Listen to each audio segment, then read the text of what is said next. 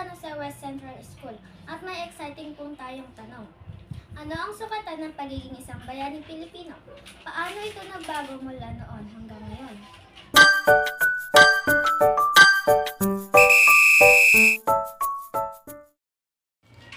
Upang sagutin ito, kasama natin si Ate Aprilin Viladwing, second year BSIT student mula sa CRT na magbabahagi ng kanyang pananaw.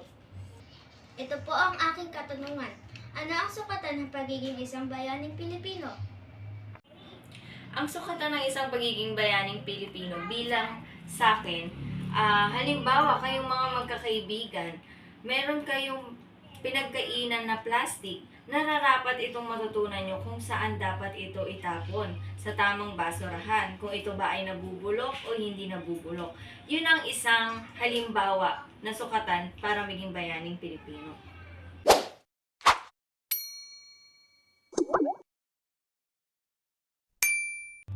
Ito po ang aking ikalawang katanungan.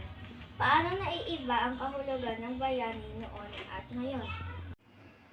Para sa akin, naiiba ang kabayanihan noon at ngayon ay ihalin tulad na lang natin kay Jose Rizal. Si Jose Rizal ay lumaban para sa kalayaan sa pamamagitan ng revolusyon at pagsusulat. Yun ang noon. Pero ngayon ay halimbawa natin ang kabayanihan, makikita natin ito sa mga OFW na nagsusugal ng kanilang kahirapan para may pangsustento sa kanilang pamilya. Isa pang halimbawa ay ang mga doktor na nagliligtas ng mga buhay. Yun ang isang pagbayani ng pagkakaiba ng noon at ngayon.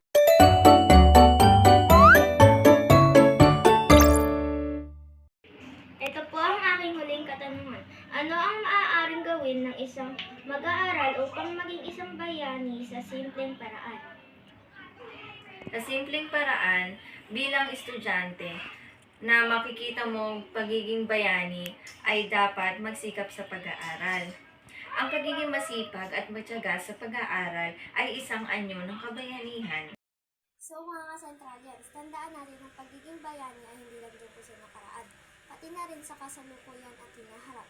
Kahit sa simpleng paraan, basta't may malasakit at pagmamahal sa bayan, bayani ka.